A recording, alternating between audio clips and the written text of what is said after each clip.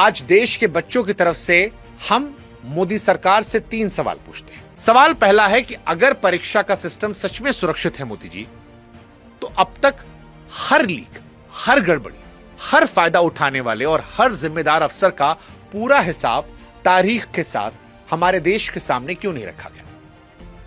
और अगर हिसाब नहीं रखा गया तो आप ही बताइए मोदी जी कि कैसे देश का छात्र उस सिस्टम पर दोबारा भरोसा करे? कुछ तो आधार होना चाहिए, या बता दीजिए। दूसरा सवाल जो हमारा प्रधानमंत्री नरेंद्र मोदी जी से है वो ये है कि जवाब मांगने वाले छात्रों पर लाठी 24 घंटे में चल गई, लेकिन जिनकी गलती से पेपर लीक हुआ उन पर कार्रवाई इतनी तेज और इतनी ही तीव्रता से क्यों नहीं दिखी? सजा की रफ्तार सवाल पूछने वालों के लिए, गलती करने वालों की दूसरी।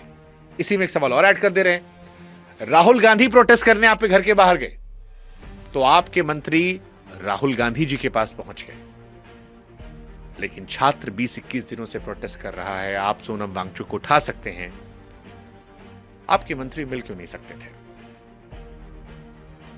लाठी मारने के बाद तो मुलाकात पहले दिन कर सकते थे, राहुल जी के पास तो कुछ ही घंटे में आ गए थे।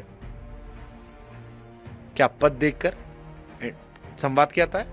और तीसरा सवाल, हमारे देश में परंपरा रही है कि बड़ी नाकामी पर बड़ी कुर्सी जवाबदेही लेती है।